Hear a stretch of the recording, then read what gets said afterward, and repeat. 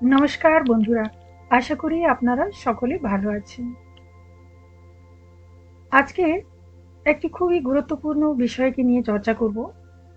এই বিষয়ে আপনাদেরও অনেক কিন্তু জ্ঞান লাভ হবে।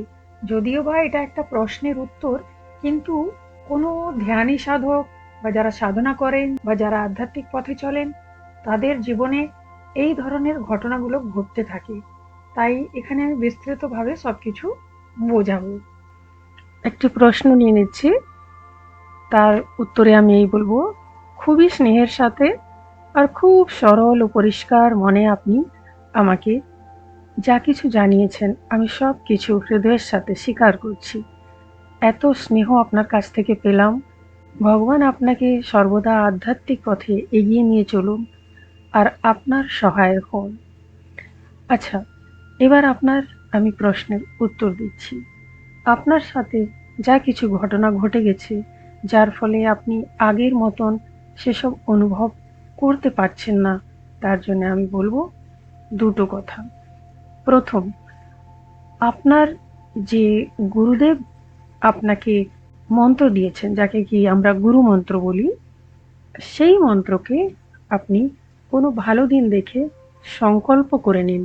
সংকল্প কি হবে না, 40 দিনের আমি চিল্লা করতে যাচ্ছি, আর এই মন্ত্রটি অর্থাৎ আপনার গুরু মন্ত্রটি আপনি সেখানে বলুন যে প্রত্যেক দিন আমি এত সংখ্যাতে জপ করব। এইভাবে প্রথমবারের চিল্লাতে আপনি যত মন্ত্র প্রতিদিন জপ করবেন, 40 দিন শেষ হওয়ার পরে আবার একটা চিল্লা করবেন। তখন আপনি প্রতিদিন যে মন্ত্র বর্তমান জপ করছেন তার থেকে কিছু সংখ্যা বাড়িয়ে দেবেন। এইভাবে যখন যখন আপনার কোনো অসুবিধা হবে বা হয়তো অনেক বাড়িতে সুবিধেও আছে, সেই মুহূর্তে সময়গুলোর সদুপয়োগ করে নেবেন। আপনার মন চাইছে যে আমি 40 দিনের চিল্লা আবার করে নিই, তো তখন এই গুরুমন্ত্রের সংখ্যাকে ক্রমশ বাড়াবেন আর প্রতিদিন জপ করবেন। আমার কথা যদি ঠিক মতন আপনি বুঝে নেন আর সেই মতন যদি কাজগুলো করতে থাকেন, তো দেখবেন আপনি আপনার সব ক্ষমতা আবার ফিরে পেয়ে যাবেন। অনুভূতিও হওয়া আরম্ভ হয়ে যাবে, আর আধ্যাত্মিক বিকাশ যা হওয়ার সেগুলো হওয়া আরম্ভ হয়ে যাবে। দ্বিতীয় কথা, আগামী 6 তারিখে মহরম আছে, তো সেদিন আপনি একটা কাজ করতে পারেন। আগামী মহরমের দিন আপনি সারাদিনে কখনো একটু সময় বের করে একটি সাদা কাগজে কালো রঙের কলম দিয়ে অর্থাৎ কালো রঙের কালির পেন দিয়ে আপনি 35 বার লিখে নেবেন, মোহাম্মদুর রসুল্লাহ, আহমদুর রসুল্লাহ। লিখে লেমিনেট করে নিজের কাছে রাখবেন, অর্থাৎ নিজের যে পার্স আছে তাতে রাখুন বা এমন জায়গায় রাখুন যেখানে আপনি আপনার টাচ হতে থাকে। যেমন আমরা প্রায় লেডিজরা যেসব ভ্যানিটি ব্যাগ ইত্যাদি ইউজ করি তার ভেতরেও রাখতে পারেন। তো এই জায়গাতে রাখুন। আপনি দেখবেন আপনার যাও বাধা সৃষ্টি হচ্ছিল আধ্যাত্মিক বিষয়, সেগুলো সব বন্ধ হয়ে যাবে।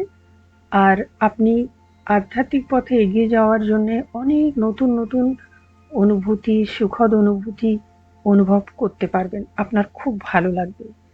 তো আমার দিক দিয়ে আমি আশীর্বাদ করছি, আর আপনাকে যে পথটা দেখিয়ে দিলাম এগুলো কিন্তু করে নেবেন। তাহলে আপনি দেখবেন আপনার জীবনে আধ্যাত্মিক বিষয়ে আর কোনো রকম বাধা আসবে না। কেমন? এবার আরো একটি প্রশ্নের উত্তর আমি দিতে চলেছি। ভাই সাগর, আপনি যা কিছু জানিয়েছেন আমি খুব ভালোভাবে সেগুলোকে পড়ে বুঝতে পারলাম। আপনার সাথে যা কিছু ঘটনা হচ্ছে ধ্যানের সময়, পুজোর সময়, এগুলো খুব স্বাভাবিক জিনিস। কিন্তু কেন হচ্ছে সেটা আমাদের জানতে হবে। আমি যা বুঝতে পারছি তার 5টি কারণ। নাম্বার 1, আপনি খুব পরিশ্রম করেন। নাম্বার 2, আপনার ঘুম অনেক কম হয়। কোনো সময় খুব বেশি হয়ে গেল, আবার কোনো সময় হয়তো ঘুমই এলো না।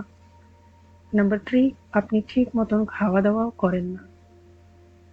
নাম্বার 4, আপনি অনেক চিন্তা করেন কোনো বিষয়কে নিয়ে, পারিবারিক হোক বা আধ্যাত্মিক হোক, এসব বিষয়কে নিয়ে খুব চিন্তা করেন। এমনকি সামাজিক বিষয়কে নিয়েও যদি আপনাকে কেউ কিছু বলে দিল তো আপনি সেটা খুব ভাবতে থাকেন।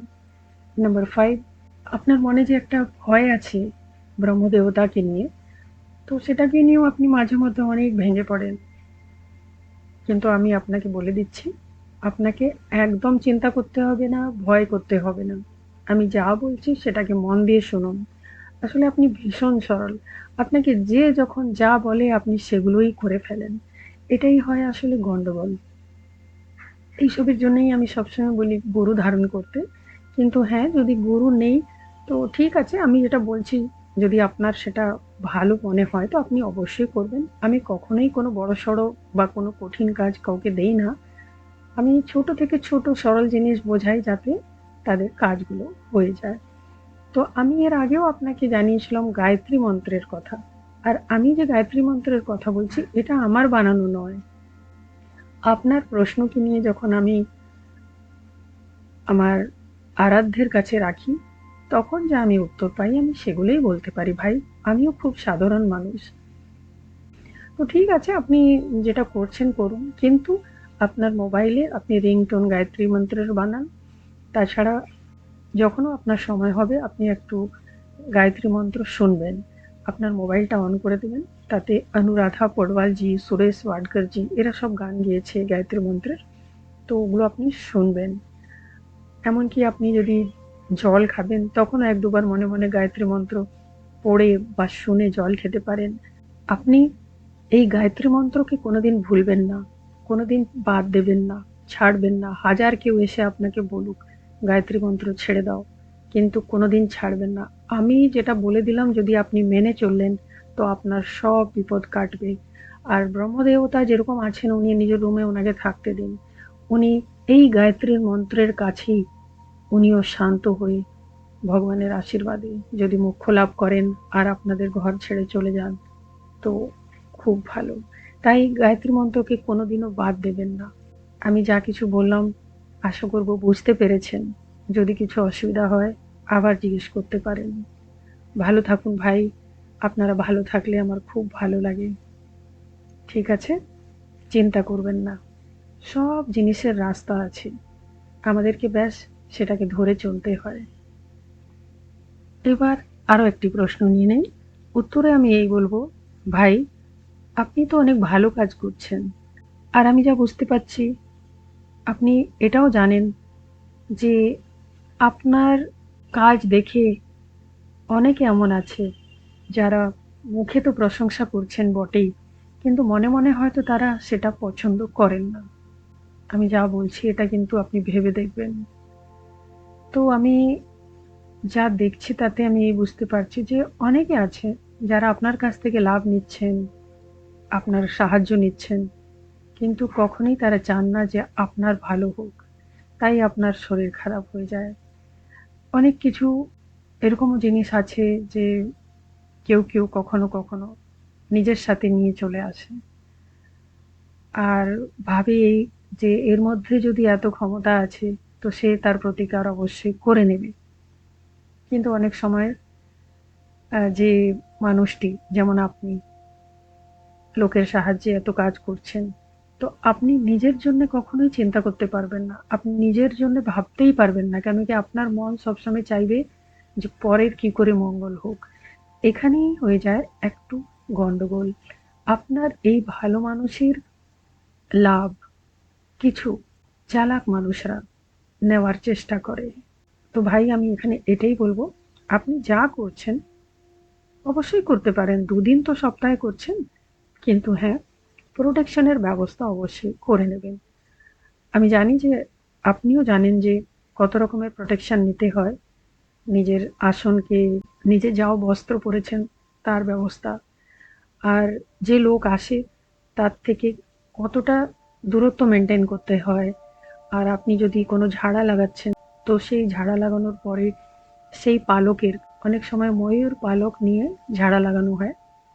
তো তারপরে কি করবেন, গুগলের ধ্বনি কখন লাগাবেন, আরো অনেক কিছু থাকে। এগুলো আপনি নিশ্চয়ই জানেন, কিন্তু হয়তো অতি সরলতা আর ভালো মানুষের জন্য আপনি হয়তো ওগুলো করছেন না, কিন্তু এগুলো করা দরকার।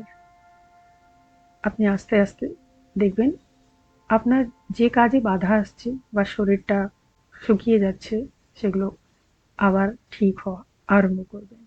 তবে হ্যাঁ, ভাই একটা কথা অবশ্যই বলবো, যে যারা পরোপকারী মানুষ হয় না, ওরা না নিজের দিকটা লক্ষ্যই রাখে না। আর তখনই তাদের সাথে এই ধরনের গন্ডগোলগুলো হয়ে যায়। তো একটু নিজের জন্যেও ভাবতে হয় যে আমি যদি সুরক্ষিত থাকবো, আমি যদি সুস্থ থাকবো, তবে গিয়ে আমি তো অন্যের জন্য কিছু ভালো কাজ করতে পারবো। আর সবাই যে আপনার সাথে এসে দেখা করে, সাহায্য চায়, তাদের সবার মন যে পরিষ্কার হবে, আপনার ভালো চাইবে, তা তো নয়। ৫টে আঙুল তো সমান হয় না। কার মনে কি আছে ওগুলো বোঝাও মুশকিল হয়। তো নিজের জন্যে, নিজের সুরক্ষার জন্য ব্যবস্থাগুলো করে রাখতে হয়। আর যত পারেন এই দুদিনের বাদে এই সব বিষয়কে নিয়ে কম কথা বলবেন। কিরকম থাকলেন অবশ্যই জানাবেন। আপনি ভালো থাকুন, আপনার ভালো হোক ভাই। আশা করব প্রশ্নের উত্তর আমি বুঝিয়ে দিতে পেরেছি। আজ তাহলে এই পর্যন্ত। আবার আসবো আপনাদের কিছু প্রশ্নের উত্তর নিয়ে। আপনারা সকলে ভালো থাকুন। জয় রঘুনাথজি।